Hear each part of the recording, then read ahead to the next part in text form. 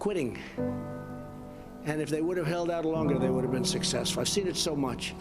I've seen some of the most brilliant people in the world that never made it because they were quitters. They were just quitters. They would quit. They just couldn't take it. They couldn't whatever. But you can never give up. I've seen people quitting. Wow. So Trump gave a powerful speech. I saw it uploaded by Warrior Trump.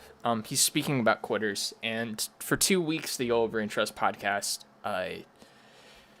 dropped off the face of the earth. And we have to say,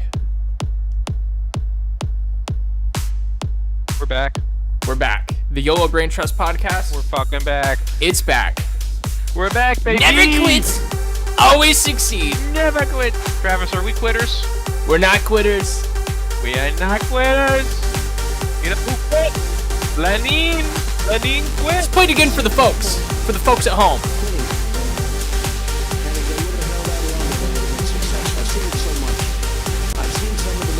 Live. The Yolo Braintrust podcast is coming to you live anywhere where you get your podcasts, and presumably that is either Twitch or YouTube. We quit once, we're never quitting again.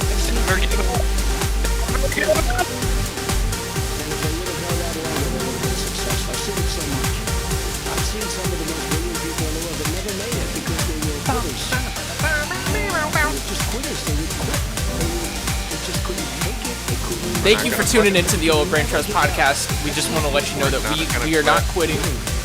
We will never quit. And that message rings true for those of you at home too. Never quit. Always, if you have a dream, if you have something that you want to do with your life, go for it. Shoot for the moon. Do you have any thoughts on that, Bobby? Yeah, go. Don't quit.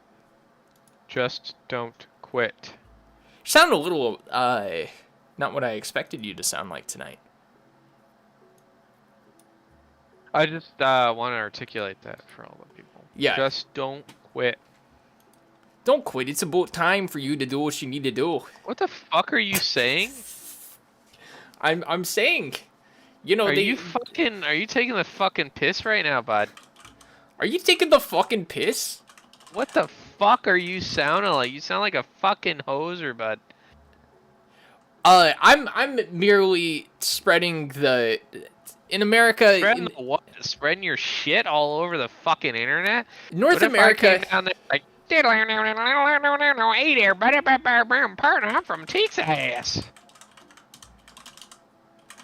I think North America is like a peanut butter sandwich. Right? Okay. All right. Go on. Okay. Explain. So you have Canada, right? We do. Yes. First you have the bread. And the bread is Mexico and every other country that isn't either the United States or Canada. Okay. And the reason I say that is because they're the backbone to our society. You could look at when the Pilgrims came over and they established NAFTA. You could look at agriculture and manufacturing. Now, what do you do next? If you have bread and you only have one ingredient, what are you going to put on it? You're going to put the peanut butter on it. Now, I can't. I'm allergic to peanut butter. I can't put peanut butter on a sandwich or else I'm going to die. And that's a fun little bit of trivia for the Yolo Braintrust heads at home. Don't give me a handshake if you have peanut butter on your hands, etc. But if you want a really good sandwich, and if you want to bring out the best of all the parts, and make it more than the sum of its parts, and add something unique to the table, that's where a place like Canada comes along. It's the jelly. It is the jelly to the peanut butter and jelly sandwich. And so when I put on a Canadian accent, I want to apologize. It doesn't come from a place of ignorance. It doesn't come from a place of mocking. It's coming from a place of recognizing the cultural significance of all of us. And I thought I had to get that out there before before they started writing articles on it before I was canceled. Do you see what I mean? I'm trying to follow you, buddy, but it's hard. So what are we talking about tonight? We're talking about alpha males. We're talking about red pills. We're talking about, I've become unhinged recently. we're talking about becoming unhinged. I'm in my crazy person era. So do you want to tell us more about that to get the ball rolling here while I'm so trying to make sure YouTube shows everything? I found out that it's not illegal to scream at people in public. I would think that there's probably a lot of caveats to that. Do you want to tell me more about how you got there and what that means in your interpretation of that? So I went to a baseball game recently, right? I was at this minor league baseball game, and I was towards the front, like I was right behind home plate, and so I'm right behind home plate, and there's a few rows back. There's this guy, and he starts shouting stuff at the players. Like he starts like a player of the opposing team gets up, and his name was like Rizzo. He's up to bat, and the guy just goes, "Hey Rizzo, you know I have your rookie card.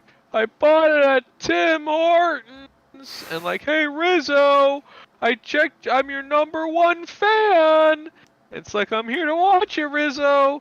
Hey Rizzo, I went on your YouTube page and it says you have 1 subscriber. It's me."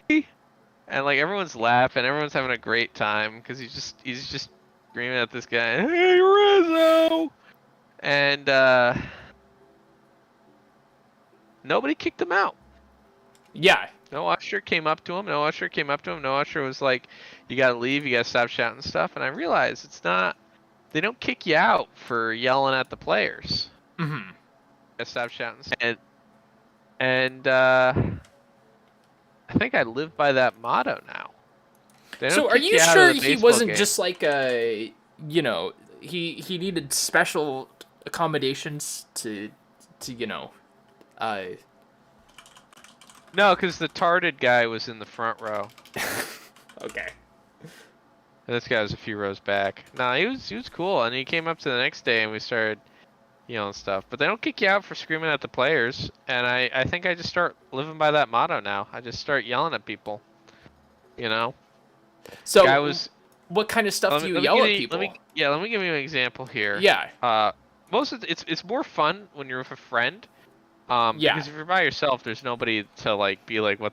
This guy's psycho. This guy's, oh my god, I can't believe he did that," right? Mm-hmm. So we're walking. Me and my friend are walking to work, and we're crossing this crosswalk, and the light is not in our favor. It's like kind of again like the light just turned red for us, but we look over and we notice the woman's like on her phone. She's not. So we like walk across the street, and the light's green for them, and. Yeah. Like, the woman did not know that we were walking in front of her. Like, she wasn't paying attention at all. I think maybe the light was green, like, when we crossed, but, like, turned red anyway. This woman is not paying attention at all. So we walk across, and I turn back, and I notice her windows open. Now, I've come to the rule is, if you have your windows open when you're driving your car, that's an invitation. You're allowing people to yell at you. Okay.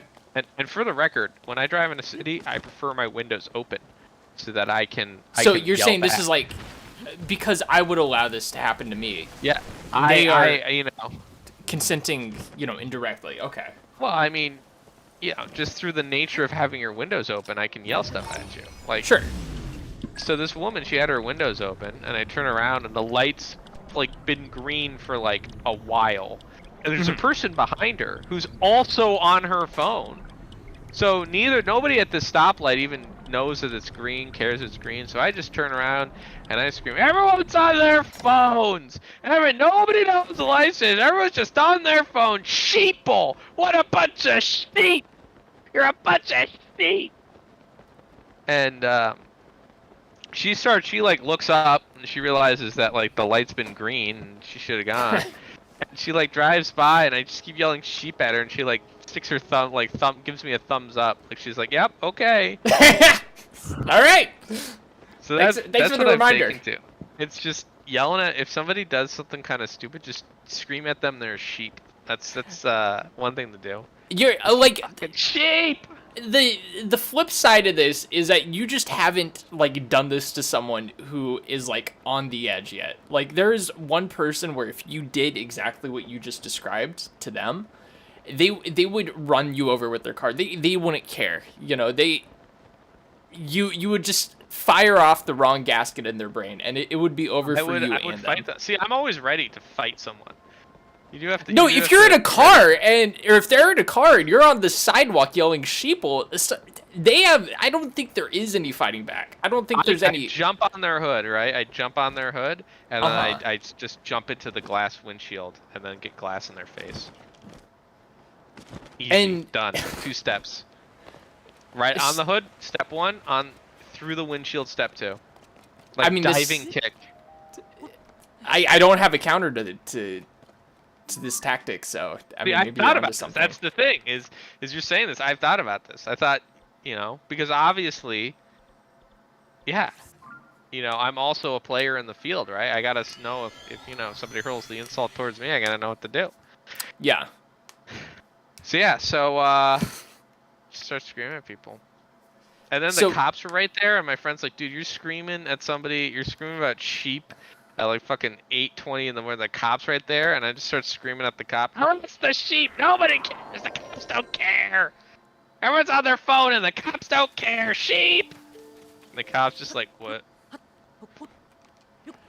But I mean, surely there has to be like some sort of like No.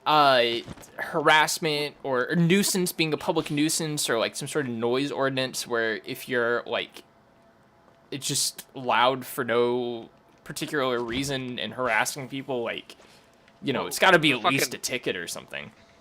I mean, the paperwork on that? You fucking kidding me? It's not worth it. You think a fucking cop is gonna try and write me a ticket for yelling at somebody for like 2 seconds?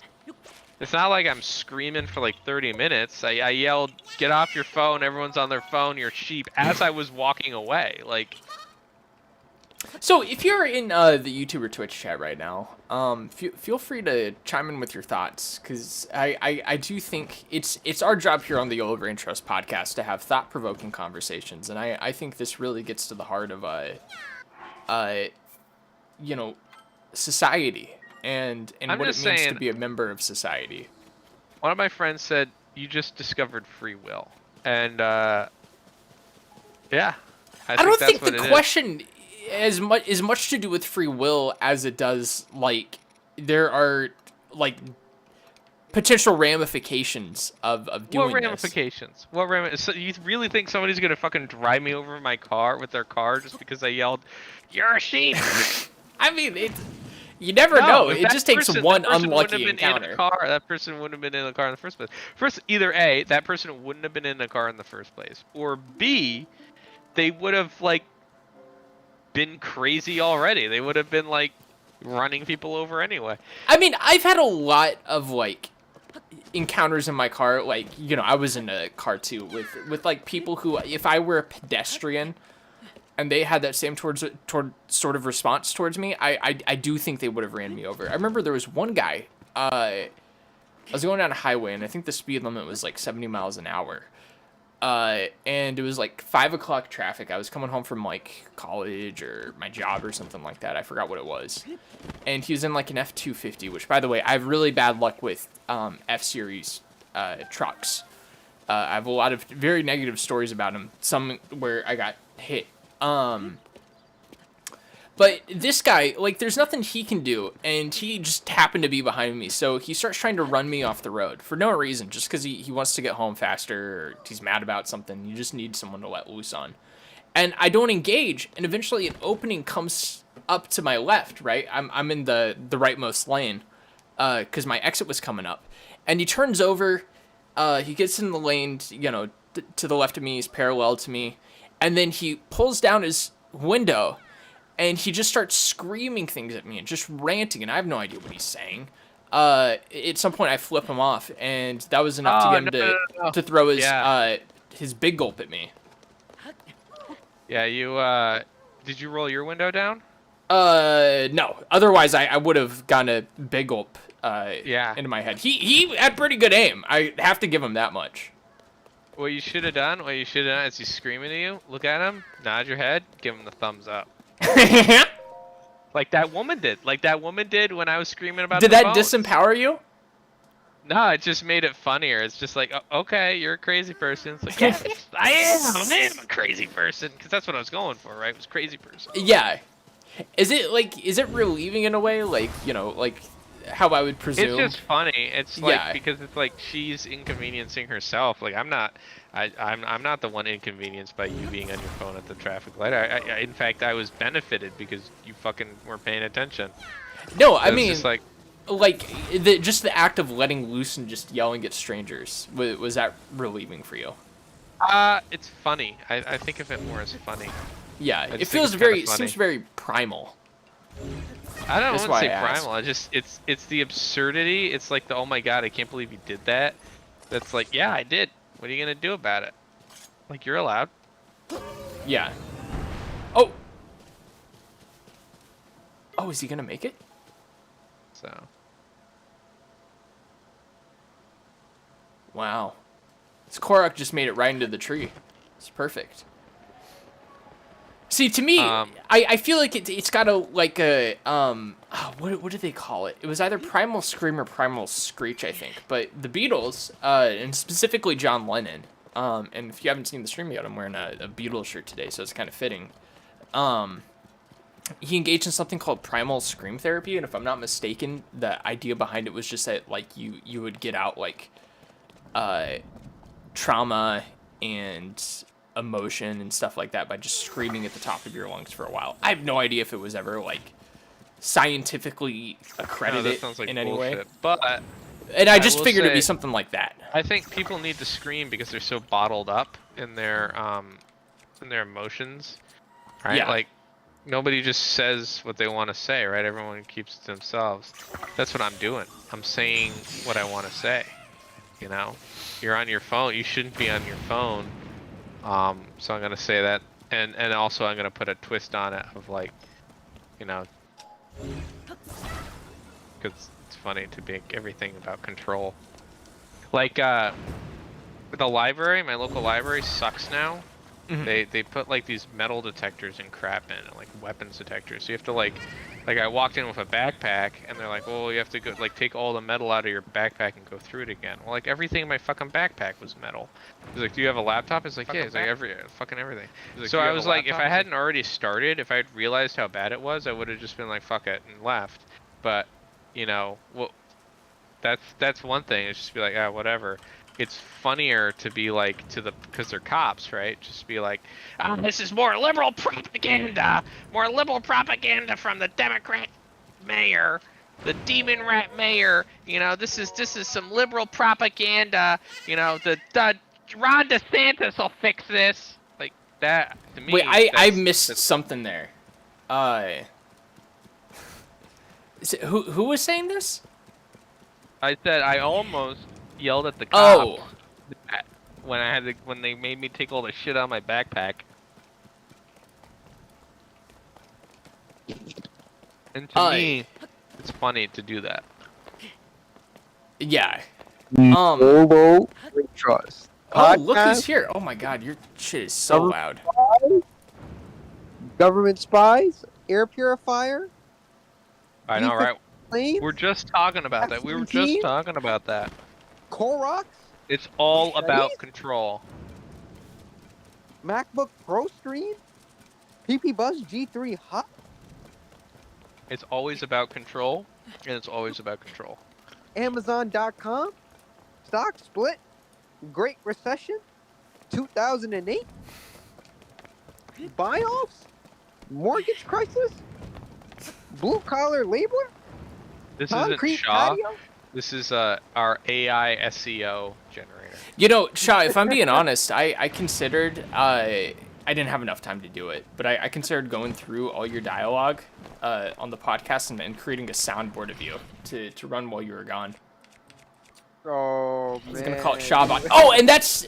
I wanted to say that to Bobby because he said he did not consent to making an AI of his voice, and I was like, well, I was gonna say that technically not an AI. It's things you said, and I can just stitch them together in whichever way I like. I mean, really, once it's on YouTube, it's basically in the public domain. So, I mean, you could have done it. Would I have liked it? Probably not. But Well, it wouldn't be doesn't anything stop you. serious. I tried to get a couple Shaw bylines, like yeah, dude, that rocks, or you're a beta, and then I mean, anytime Bobby said something I don't like, I could weaponize it against him, and anytime I said something I like, I could use it on myself in a positive way. Wow. I mean, either way it went down, you being the creator of the Yolo Braintrust, you would have just done it and been like, fuck you, I can do it. Yeah, Travis is the face of the podcast, and he's just gonna. Yeah, he says, well, I'm the face of the podcast, so I can do whatever the heck I want. He says, "I'm buddy. the king of the castle. I'm the king of the castle." That's what he says. And then he's gonna tell me that I've never dealt with quickcrete or rebar in my entire life, so I can go and fuck off. You ever dealt with quickcrete and rebar? I have. No. Yeah. I have actually. Is that Honestly? quick concrete? Yeah. Honestly, I could low-key tell Travis. What? Yeah. I knew Travis has never done a construction project in his life. I've done construction when I was a kid. Oh yeah. my god, that voice crack says otherwise. Oh Yeah, wait. Construction? What's quickcrete? See, he doesn't even know what quickcrete is. Well, doesn't when I know was a what kid, quickcrete we used to have my dad and I made a fort in our backyard. Which my mom took down after the divorce. And Damn, I'm a dumping. For a while, well, there were problems with it. It wasn't maintained at that point. Yeah, because he obviously didn't set it right. Yeah, he didn't use any quickcrete or rebar. But we used to have bars. We used to have like a U-shaped rebar in the yard, and I used to play around with it, pretend they were like goalposts and stuff like that. Did it look like a horseshoe? Yeah. One piece of rebar? What the fuck were you using that rebar for? I don't know. I mean, at that point, it's not even. I wouldn't even really classify it as rebar. I mean, it's just bent steel pipe, right? Or bent, it's bent steel. It's not even rebar anymore. It's like just at that point, it's like you're just using it as like a fucking fuck. What's the mallet sport? I don't know. I know. CR. The mallet support? Croquet. Croquet. Yeah. Oh, you're just using it as a yeah. fucking croquet goal. Yes, absolutely, and for races and stuff too, because I was probably only like 4 or 5 at the time, and it went about 3 feet in the air. So my question is, you know the difference between cement and concrete? Go, Travis.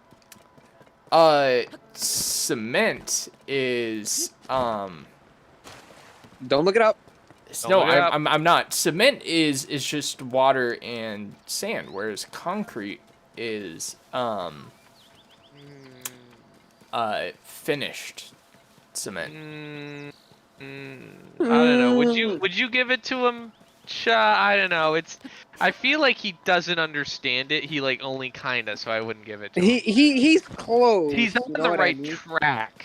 He's on the right track. Yeah, he's getting on the road. He doesn't have it. He's close to no cigar, you know. Yeah.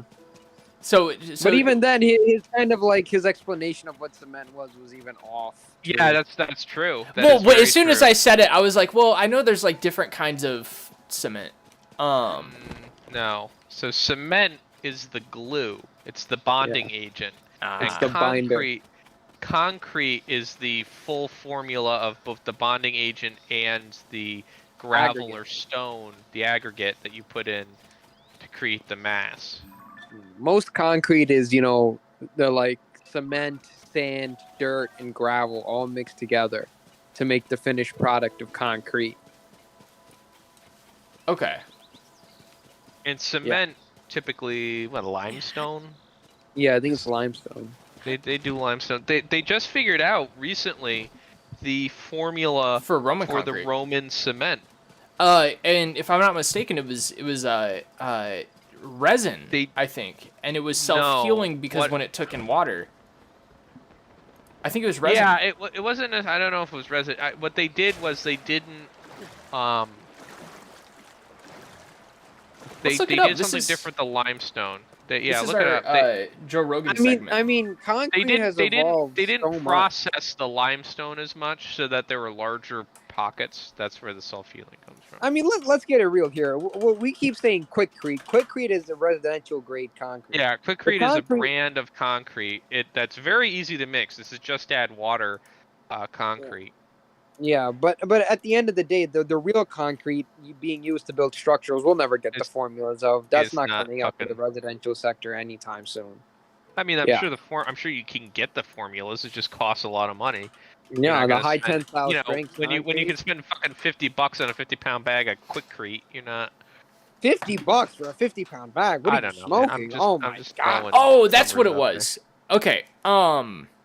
You're overpaying for your Quickcrete, dude. That's Who's fair, your Quickcrete guy? Who's going? Yeah, this Quickcrete dealer scamming him, man. I haven't bought it in a while, so I thought inflation hit it. You thought inflation hit Quickcrete, like it hit the used car market, like a $10,000 market adjustment on fucking Quickcrete. So I looked it up here.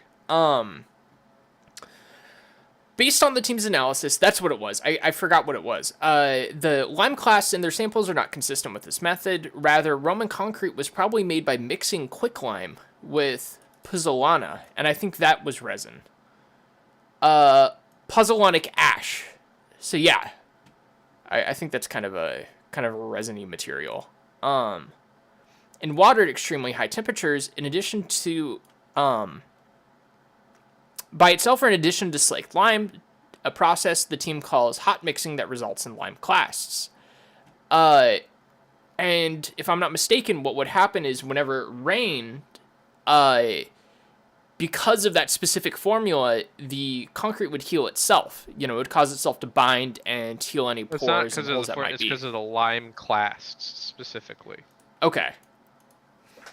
It's because it has a different size of crystalline structure, in which they're calling the lime clasts. They have these little things. They're like I don't know exactly. I mean they're slaked lime. Yeah. You know, so I barged onto the podcast and turned it into a concrete cast. Over Quickcrete rebar. But anyways, I just wanted to come in, say what's up to the buds, say what's up to the pod. Let everyone know that I'm okay. You know, I'm just busy with real life. He's grinding. I am grinding. He's hustling. I don't like it. It's getting bad. What, with how busy you are? Don't go to college. Drop out. I don't know. I don't agree with that advice, but I can tell you that college, everyone like paints college to be like fun and all parties, and you know, people like to mention how hard it is, but like only in passing. But like college, especially when you have to work, is like I think one of the most difficult experiences, long-term experiences you can have in your life, you know, outside of working a bunch of jobs or anything like that. But the reason for that is just because you have so many conflicting interests. If you work and you have a professor that wants to assign you a bunch of homework that conflicts with like your work schedule, or your work wants you to stay when you have an exam, which it has happened to me, I mean, it gets very, you know, convoluted very quick. Yeah, it just gets annoying very fast. Especially in STEM. Don't do STEM. If you want to go and do, you know, drama and theater, you know, hats off to you. Go enjoy your college experience. Because, you know, after that, you'll be working the 95 years of grind, you know, shoveling shit at a grocery store or something. Let's not get into this. Yeah, anyways, no, I mean, everyone I've known who, and I'm dealing with this a bit right now, everyone I know who had a degree in STEM, or most people, I knew one guy, he might even be watching right now, I don't know, who's like a savant. You know, he knew everything by the time he was like in 12th grade, and a lot of it he knew by like 10th grade and 8th grade. Really smart guy. But otherwise, it's hellish from my understanding. Yeah, it's pretty tough. Yeah. It sucks. But at the same time, it's a lot of fun. No, well, it's a lot of fun in the right applications of it, you know. Anyways, anyone can write a paper on Machiavelli. Not a lot of people can program a robot to do the Machiavelli. True. But yeah, all right. I'm gonna head out. Thanks for having me. You're gonna head out, guys. All right. I'm gonna head out. Well, yeah. the crowd has something to say for you. As always, thank you, Shaw, for coming in here. Yeah, drink some, man. All right. Party time. So actually mentioning the Roman concrete thing, it makes me want to ask you about something else, and potentially we can go down this as a route. Now, for one quick second here, I'm going to have to mute your audio, and it's just because I'm checking something.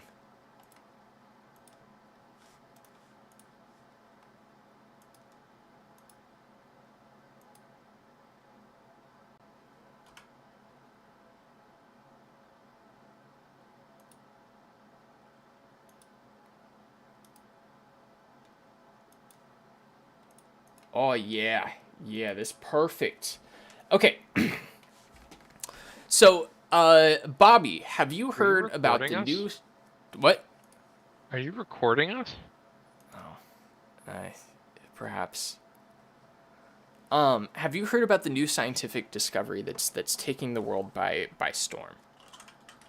Do you know what I'm talking about just off of that?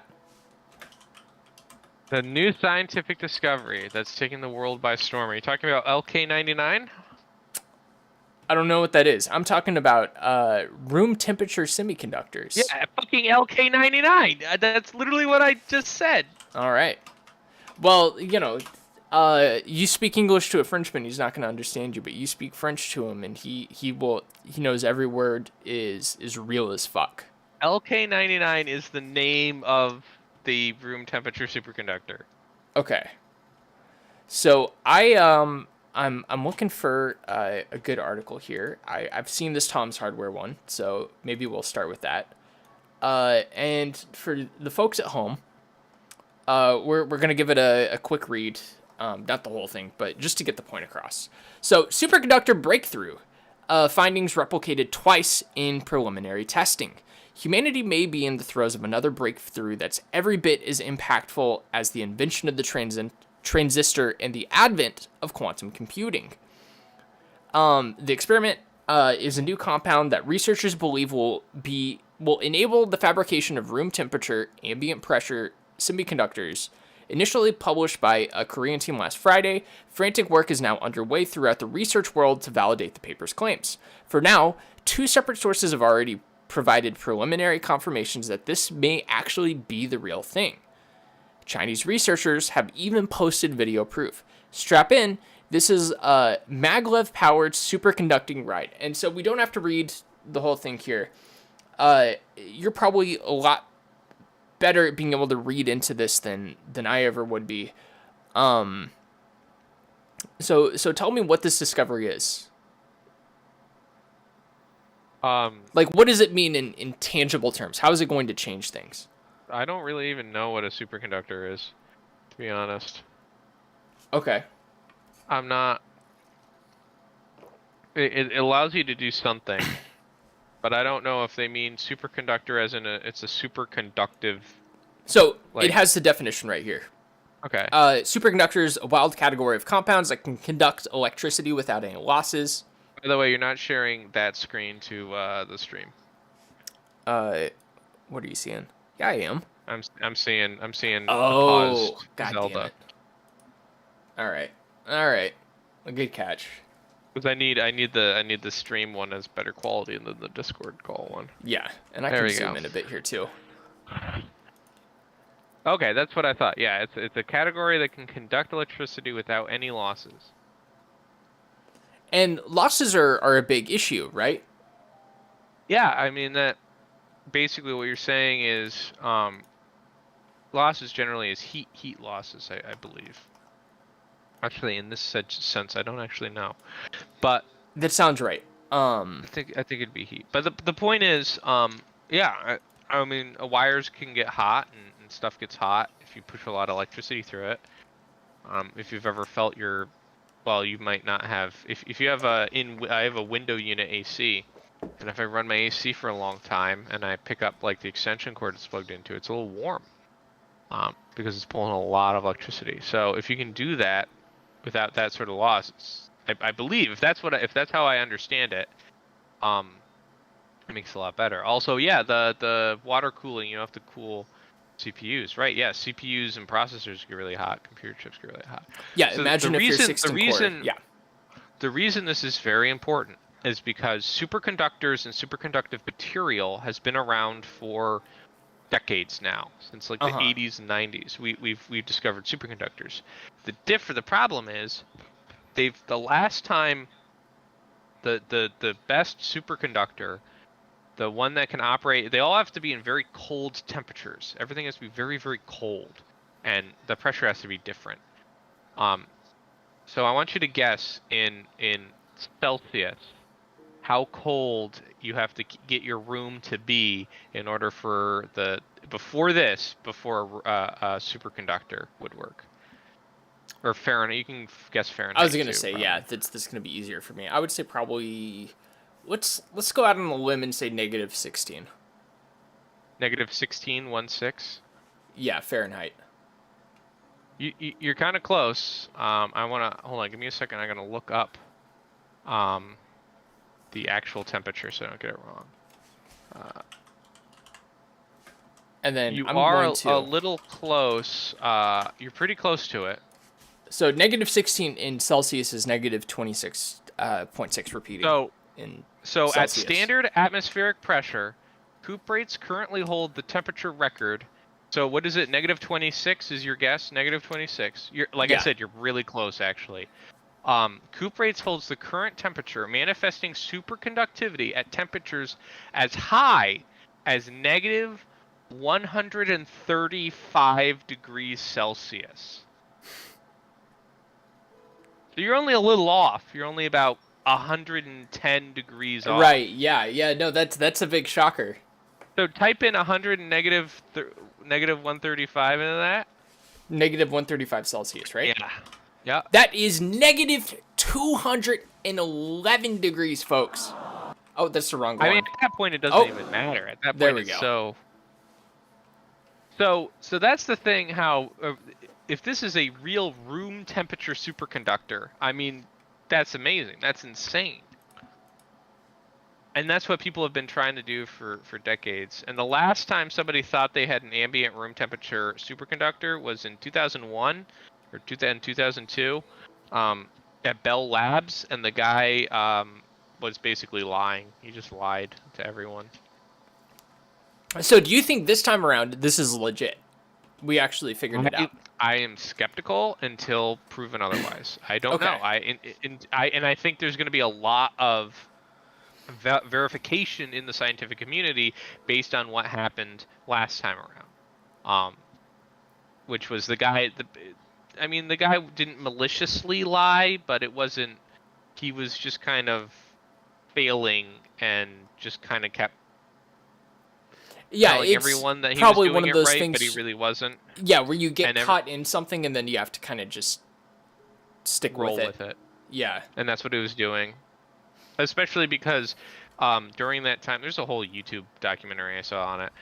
During that time was a big recession, like the .com bubble burst, and so Bell Labs was like laying people off left, right, and center.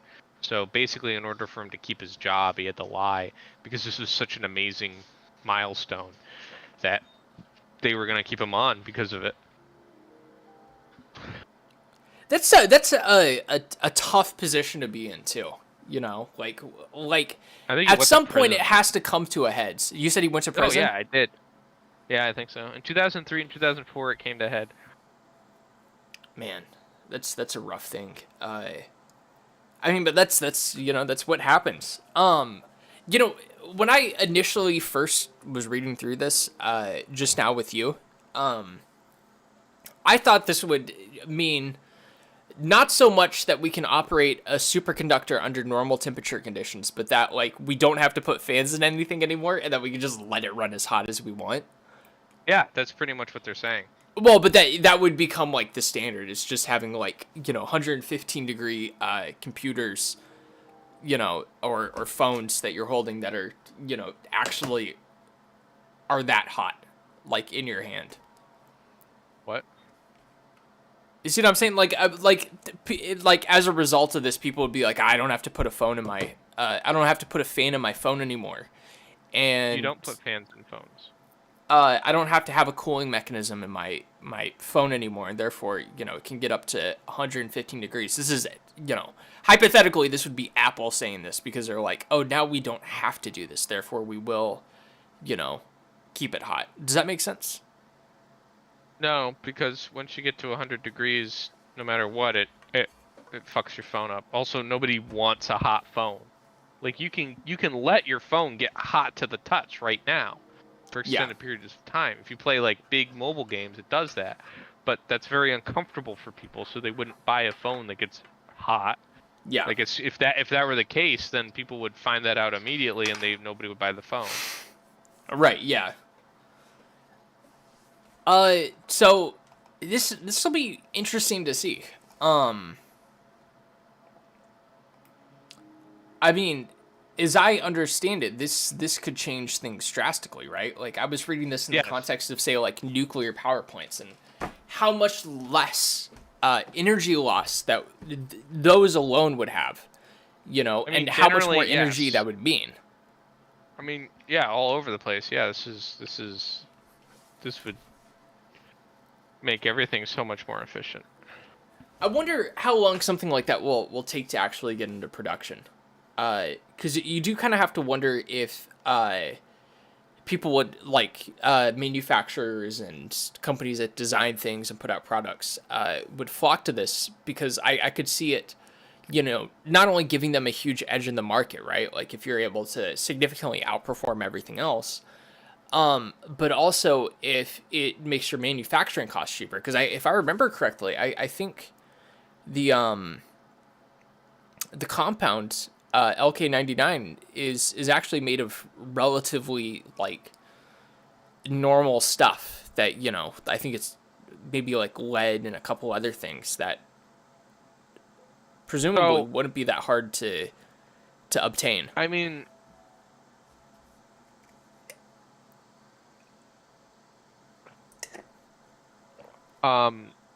yeah, I think the biggest thing you'll see right away is either a large. I don't know that much enough about computer engineering to understand how this would give a leap in performance of CPUs intrinsically. But what I will say is that, you know, laptops, to a certain, especially laptops, right? You're kind of coupled to this, how you're gonna distribute heat, right? Like very big processors make a lot of heat right now. They make tons and tons of heat, which is why you need huge We're playing games, all right? Just we took a diversion to talk about an important discovery that's going to change society forever, all right? Sorry, you can keep going. So we got an asshole in the chat. Yeah, I know, I see that. So like your laptop like you can only power so much until the CPU gets too hot and thermal throttles, right? And it doesn't handle it. So imagine you know a MacBook Air, right? Or like an iPad. Imagine having an iPad or your phone with the same amount of computing power as like a supercomputer, like a desktop's computer. You could do that because you don't have to worry about heat losses or voltage current leakage. It's like, if you don't have to worry about heat losses, you can make your stuff power, like, go way more like power. Yeah, it'll be exciting to see. I do. I mean, it seems like one of those things where, as it currently stands, it's hard for us to imagine what the actual impacts are going to look like once it actually gets into production. Huh. This might honestly be the silver bullet to climate change too. I was thinking about that too, because I mean, you're going to need significantly less, power. you know, yeah. Transformer, you would need fewer transformers and stuff. So, Texas might not actually, go, break down and over the winter. Dear God, I hope so. Yeah, and I was texting someone the other day, and they were talking about how, it feels like nothing's going to happen in regards to climate change, and that we're just kind of, going to have to wallow in it, as it were. And, my thought process at the time, and I wasn't thinking of this, but I was thinking, like, I think at this point, what you have to hope for is some sort of, like, Hail Mary invention or discovery, and I don't know if this will quite be it, but it's something exciting, and it could have big ramifications. Anyways, that was our little science corner of the podcast tonight. I gotta do something real quick here. And then do you want to talk about game lengths? Yes. Give me 1 second.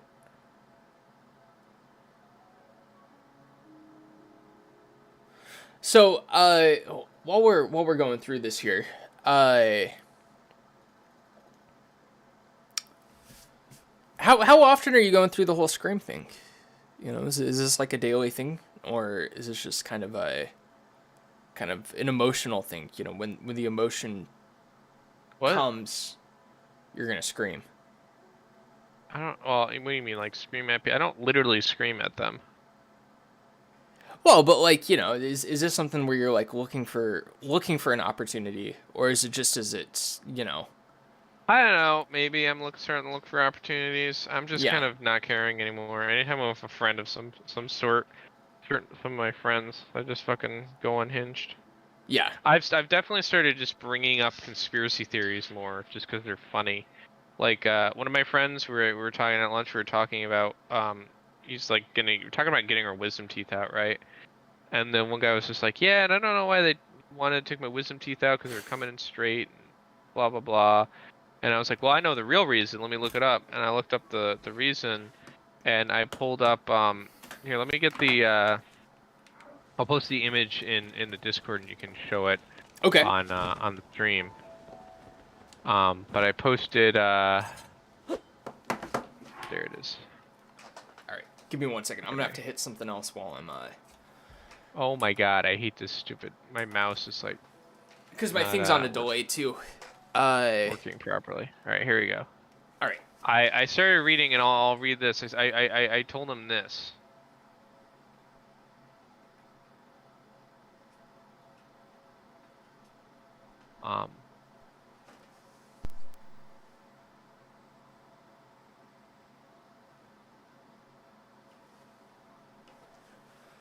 Okay. So it's it's not up yet. We're getting there. I think we're there. Yeah. Yeah, boy. All right. Going so slow, this podcast, man.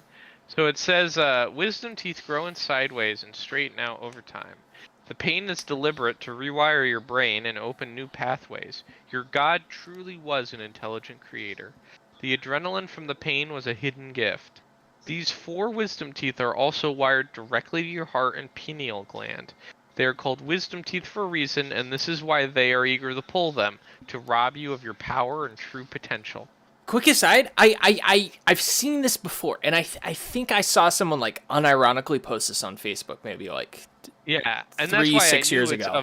That's why I knew of its existence. Yeah. So I mean, this is all just to illustrate a point. I just start repeating this stuff to my friends, whenever they bring something up, and I just start screaming it at people, like it's all psyop. Everything's a psyop now. Yeah. It's all just one big psyop, and it's about control. It's all about control. That's my go-to phrase now. About control. It's about control. Yeah, no, I remember, I don't know if they started doing it when we were kids, but I remember it being like a pointed discussion at least, putting fluoride in the water. And everyone was talking about, like, I saw people talk about this unironically forever, saying that, what they're doing is they're calcifying your pineal gland, and, that's like your third eye, and it's going to, change your thought process.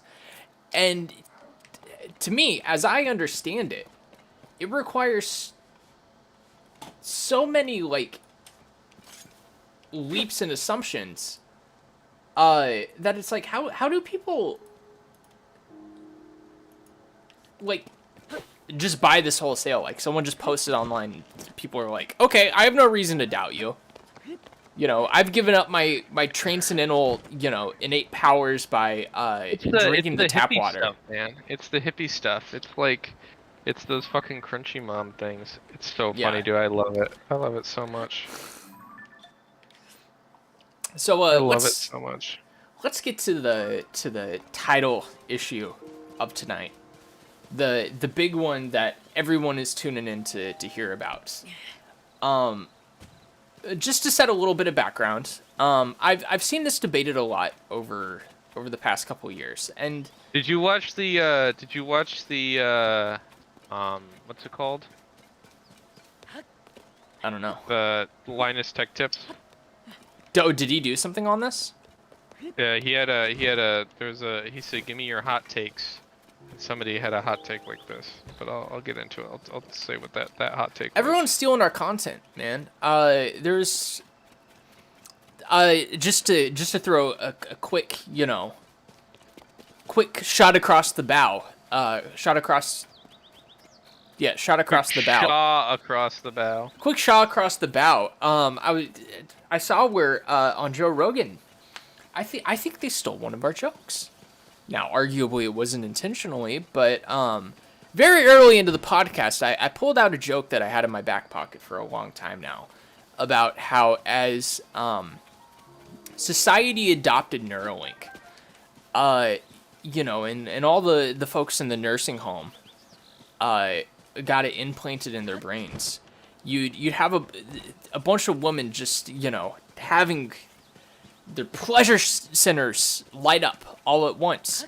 And I tethered it in by mentioning, I think it was a study from the 80s, an experiment from the 60s. I don't know what I'm saying. An experiment from the 60s where I think they sent like shocks to like one specific part of someone's brain, and it caused her to have like an orgasm like reaction, and I think she became addicted to it, like so much to the point to where she would be aggressive, and she would constantly be asking for those pleasure shocks. And I was saying that you're going to see that with Neuralink, and then I see a clip of Joe Rogan, and the guest was making that joke, albeit much more successfully and succinctly than I did, but you heard it here first, folks. Well, I guess we're going to hear last. Huh? Yeah. How does this tie in? What were we... I don't know, man. You fucking go on these tangents, and you, like, derail the conversation. Yeah. So anyways, there was another thing too where I think whatever. Something we said on the podcast ended up somewhere else. All right. I think short games versus long games. We got yeah.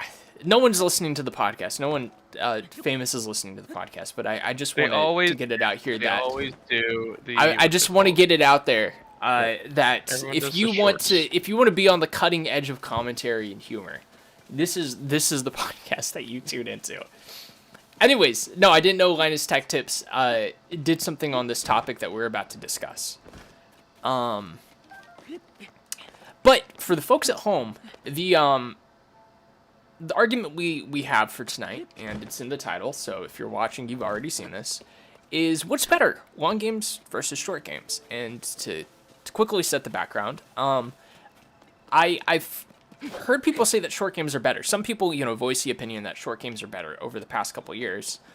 And I had never really heard many people say it before, maybe like 2021 or 2022. And I saw someone very recently bring it up in the context of being an adult and having responsibilities, and therefore, if you want to beat a game,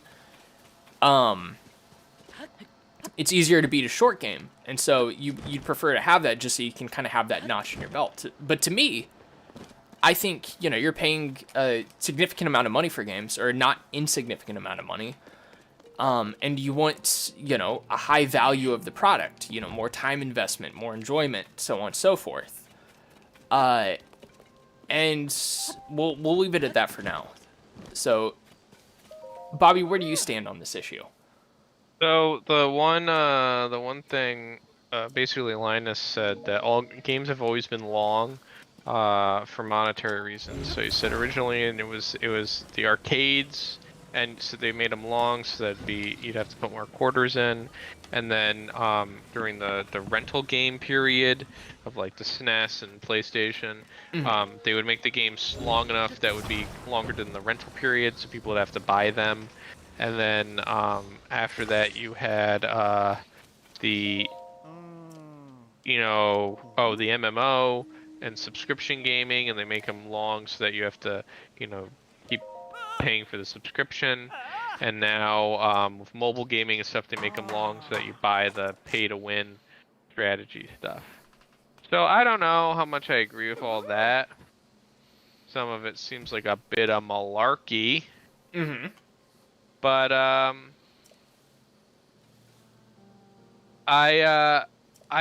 mean, I like long games. It means that your price per hour of entertainment is good. You have a very low price per hour. I think some of my games are like 6 cents. Here, there's like a SteamDB website, yeah, steamdb.info, and then I can sign in with my Steam username. Sign in through Steam. Do I have Steam up and load? Yeah. Sign in. So I'm gonna take a look at my games based on price.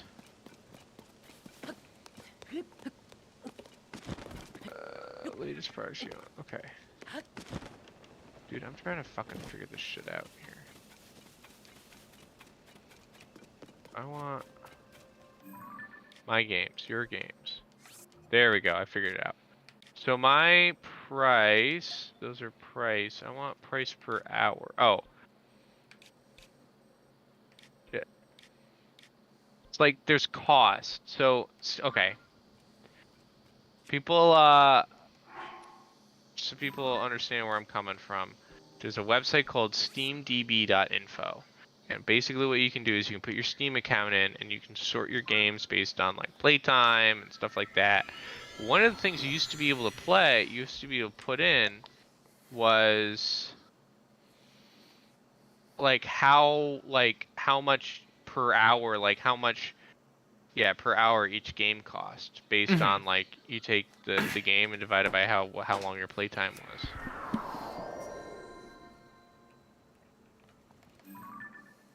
But I can't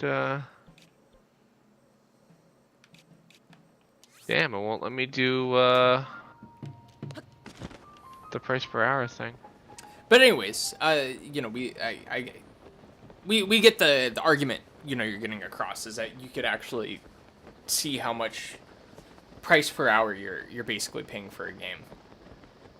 And I remember you bringing this up not that long ago, at least I think it was you. And it was something that I've thought about a bit.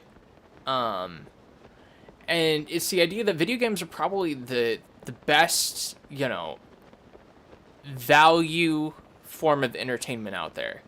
You are going to get the most bang out of your buck in terms of time and engagement, interaction, than movies, books, maybe not books, but movies. I would say even with books too. Movies, books, go into the Oh my! skate Here, I rink, found it. stuff like that. So my Excuse average me. price per hour for my entire Steam library is 20 cents. Mhm. So I mean, I went to go see Oppenheimer, which is a 3-hour movie, right?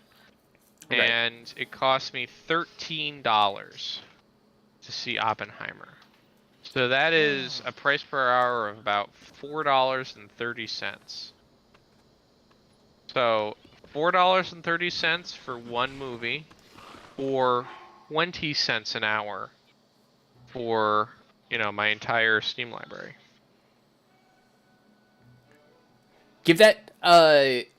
Say that one more time. The actual price per hour. Of which my Steam library, Yeah. 20 cents, a fifth of a dollar. Yeah, and I mean, I think RPGs in particular. Oh, sorry.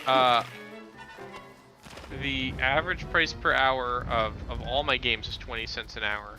The average price per hour of only the games I paid money for is 21 cents an hour.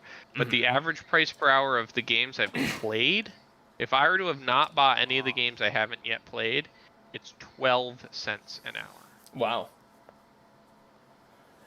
Yeah, I mean, and to me, you know, for one, you want something that's gonna last you a while. I think it's if you really enjoy something, right? Like, let's talk about Tears of the Kingdom, for example. If you really enjoy Tears of the Kingdom, then I think it's natural for you to not want the game to end. For you to want to play it for as long as you can and get as much enjoyment out of it as you possibly can. And I think a shorter game would be antithetical to that in the sense that so far, let's say I have 200 hours in Tears of the Kingdom. But let's say it was only like a 60-hour game, right? I would be really, bummed out once I finish those 60 hours because it's like, well, shit, that's, I'm going to have to wait another 4 or 5 years for a new Zelda game, and I enjoyed it so much, and I wish there was more for me to do.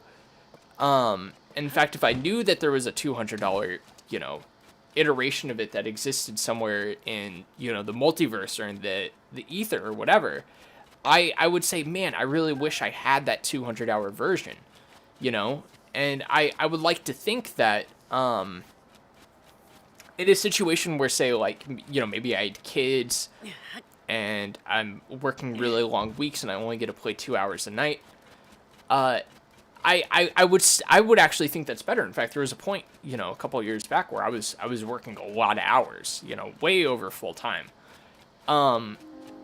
And it happened to coincide with when I bought my Switch and I was playing through Breath of the Wild, and I was only able to get like an hour and a half, 2 hours in every night. And it was so much more special because I really looked forward to that, and it lasted me a long time. And I had something that I could consistently look forward to.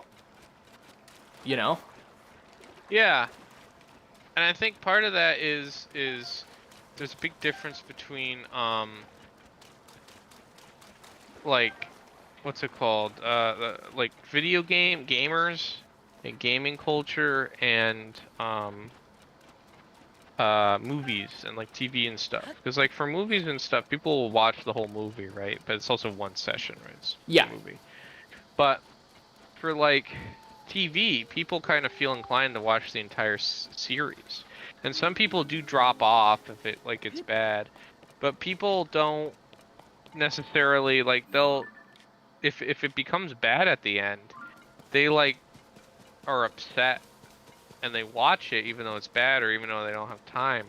Whereas for video games, it's meant to be, or people get upset when it goes on too long, when like shows last too long. Because it's kind of going over. But for video games, Yeah, I think of that more so, and maybe I'm wrong, but I think of that more so in the sense of like jumping the shark. Yeah, but I think the point I'm trying to make is video games, you just stop playing, right? Like you play a video game over several sessions. Some people speed run and some people marathon, but generally, if you're gonna play like an RPG, you're gonna play that over a long period of time, and you can just run out of time and just stop playing it, get bored of it, but still love the game. And I think the other thing is RPGs you can go on any storyline any way you want, and it's not linear. But Yeah, I think RPGs are actually really well suited to catering to a wide array of players, in the sense that, like, if you were to play Breath of the Wild, which I know you beat it, you did beat it, right? I did beat Breath of the Wild. But Okay. I didn't 100% it. Yeah, that's gonna go exactly towards my point then. Is if you were to just do the main story in Breath of the Wild, it's really not that long of a game. But if you want to go out and you want to do all 120 shrines, which I have done multiple times now, and you want to, maybe not get every Korok in the game, but you want to, fill out every inventory slot, you want to do all the side quests, or at least a sizable chunk of them, so on and so forth, all of a sudden, you took a game that has a pretty short story. I would say Breath of the Wild, maybe, 40, 60 hours for just the story, to 200 hours, Yeah. And both players can get into that and get the experience they want out of it and be satisfied. And I think maybe, honestly, that might be the way to go, is, a game like Tears of the Kingdom, where if you really want to squeeze out every moment, do what I do and, get all 100, and I'm not going to say how many shrines there are for anyone who hasn't played it. Get all the shrines, get as many Koroks as you can, try to do every side quest, and I say especially have fun with the Korok friend side quests. I love those, and I always put them off until the stream, but anyways. Or, if you're a casual gamer, then you can just play the story and finish it pretty quickly. Yeah, and I mean, so that's a big difference between, like, TVs. You can't do that, right? Like, you have to with anime, I think you can, actually. Because anime, a lot of shows, have, like, filler and stuff like that. And so some people will go through and just catch the story episodes. Some people will watch it with the filler. But most American TV shows, yeah, I think you're right. I mean, I didn't really know people watched it without filler. Yeah, that's I know, especially the longer series. How do you even know how to skip the filler episodes? Like, there are lists online. I know, like, One Piece and Naruto have lists like that.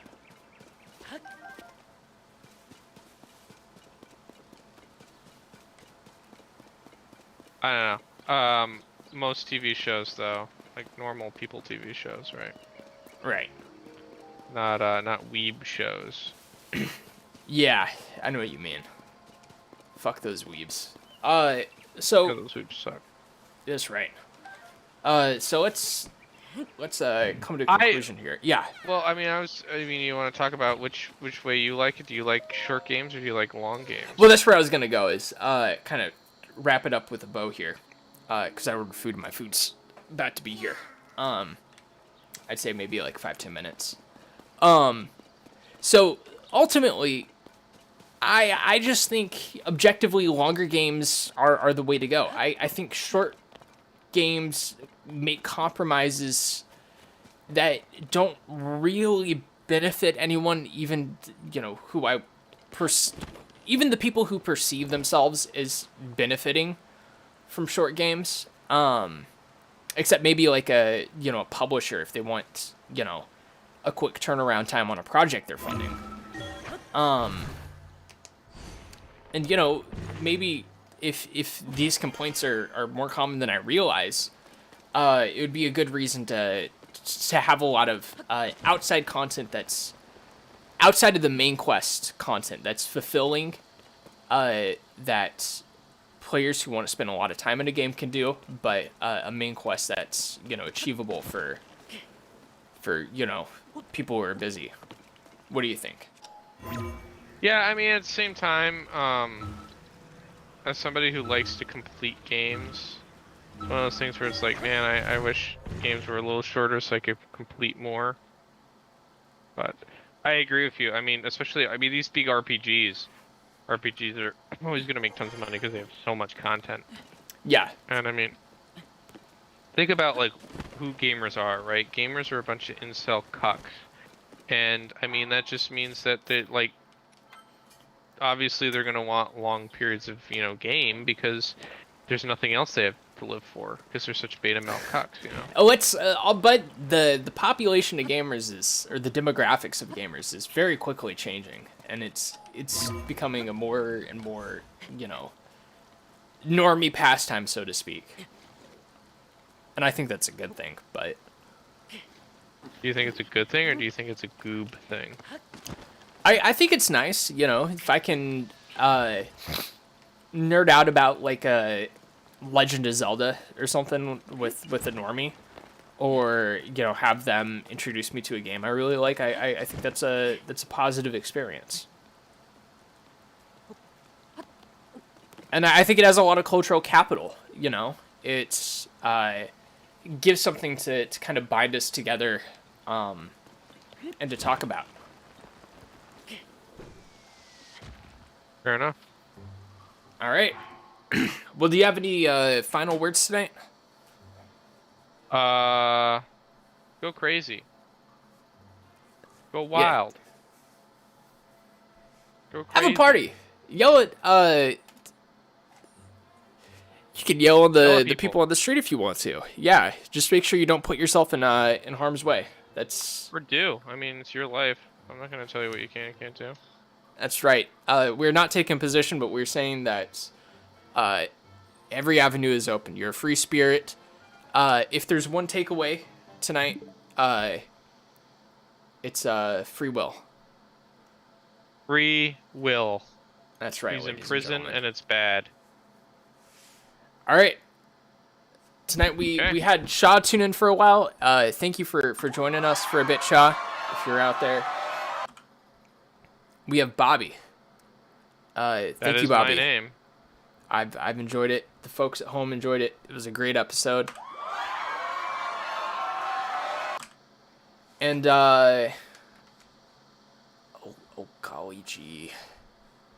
I'm gonna end it on an awkward note here. Where the fuck is it? Where the hell is it?